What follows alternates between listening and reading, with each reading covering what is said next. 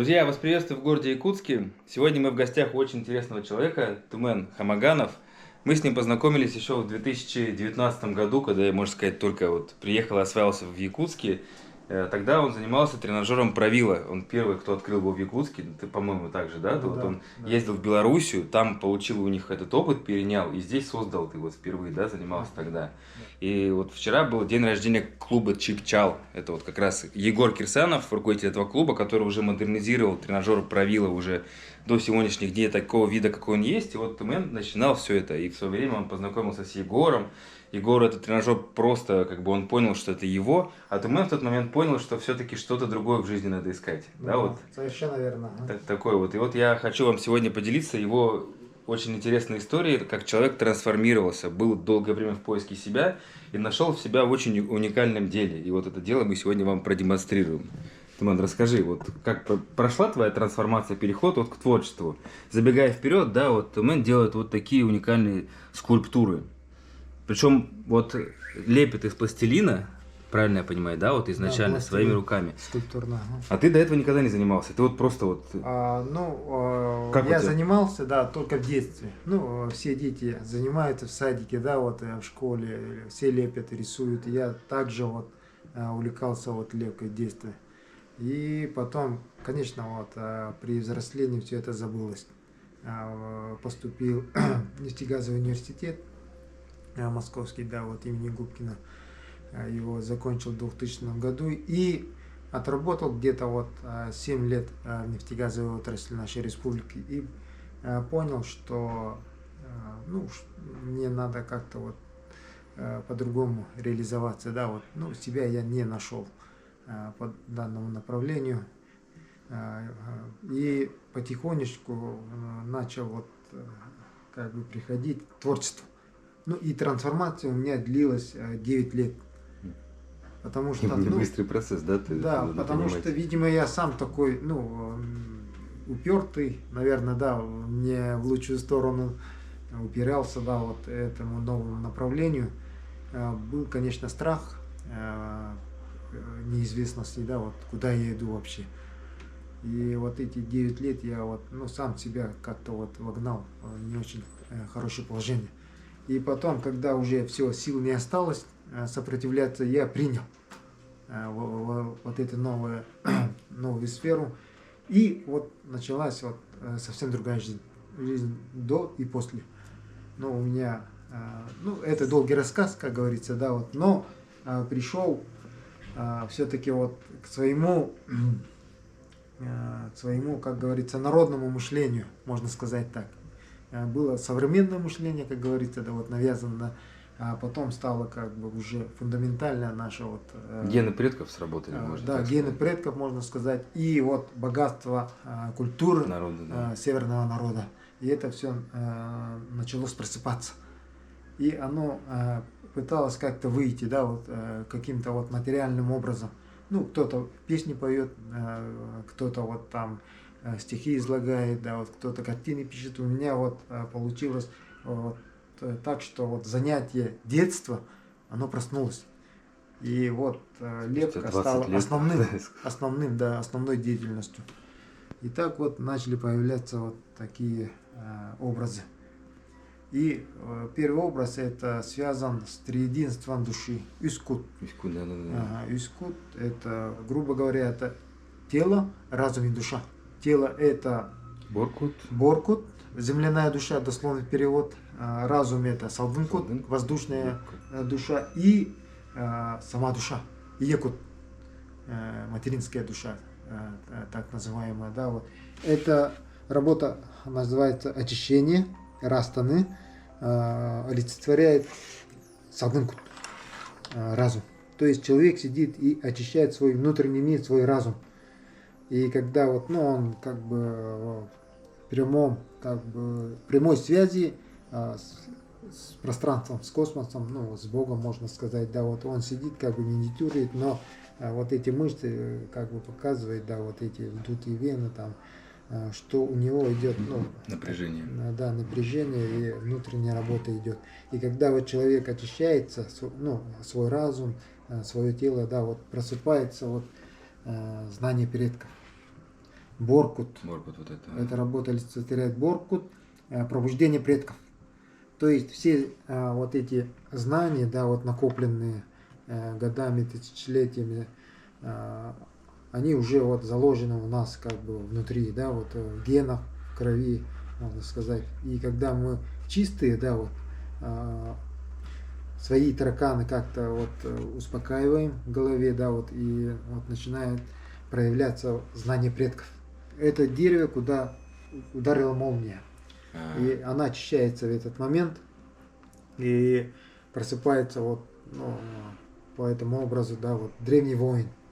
Он проснулся, как бы уже проявляется у него вот, ну, там, доспехи, это иммунитет, пальма, это как бы острый ум, да, вот.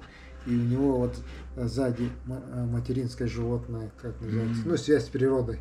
Это его сила, это его дух, как говорится. Да, Хотой? Вот. Да, Хотой это Орел. Орел. Тоенкил называется.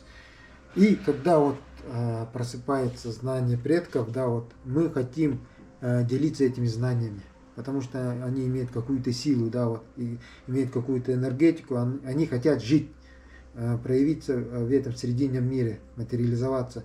И мы, оказывается, не должны это навязывать, да, вот, не силой, да, вот так ее проявлять, а именно с любовью. И появляется вот третья работа, да, вот, которая олицетворяет материнскую любовь. Сама душа, благословение матери называется. Этот образ, ну, я хотел сначала как-то вот передать свою благодарность своей матери, да, вот, и всем женщинам, да, которые носят вот это большое имя мать. Не просто там рожают ребенка и отдают куда-то на воспитание, да, вот в детский сад, все такое, именно проявляется как мать, да, да, проявляется как мать, истинная мать. И это вот образ безусловной любви, безусловий никаких, да, вот. И когда мы безусловно начинаем что-то делать, да, вот в этом мире без никаких условий свои действия делать, да, вот, и появляется вот очень гармоничный, развитый человек, личность. То есть вот эти три души, они соединяются в едино, и появляется вот очень гармоничный, полностью счастливый человек. Ну вот смысл работ такой. Давай кратко, как у тебя идет процесс создания этого. Ну, сначала... Ты вот лепишь же, да, сначала из вот пластилина? Скульптурный специальный пластилин, профессиональный, да, вот. Ну, а он американский, да, получается. Заказываю в интернете. Он форму держит хорошо и податливый. Да, она форму держит идеально, не липнет, ничего. Вот инструментом работать очень удобно. И, конечно, я вот свои образы сначала рисую. Ну, как все. Ну, у меня рисунок не очень такой классный, да, вот просто вот чиркаю там карандашиком, да. В основном работа появляется процессы. Ну, проявляется она именно в лепке, да, уже? Да, вот именно в лепке. Импровизируешь, детали, вот, и да. потом ты снимаешь 3D-модель с этой лепки, и на принтере уже делаешь как бы тираж. Да, совершенно чтобы это было доступно многим людям. Да. Потому что вот бронза, допустим, это стоит 50 тысяч одна работа, да, вот. Это 50, это 50, это 50, да, вот 150 комплект. А вот эти из полимерной смолы напечатанные стоят уже 5000. Это уже отливается. Не, ну здорово, что даешь возможность доступности разным как бы людям финансового достатка. Да. Потому что если была одна, вот слепленная тобой, это бы сколько стоило? 500 тысяч, наверное, да, если ну, так вот. Грубо говоря, она стоит очень дорого, да, вот. А именно тиражирование вот такими методами она дает доступность. И эти работы, оригиналы, они большие, кстати. Они большие, они стоят в Москве. Стоит, ну, втроем стоит 1 090 000. И оригинал, вот, который ты считывал. Это 150, это вот маленькие копии. Вот эти маленькие копии, еще вот копии вот 3D принтера. То есть оригинал тоже это можно приобрести. Да, пластик. То есть на любой кошелек, можно сказать.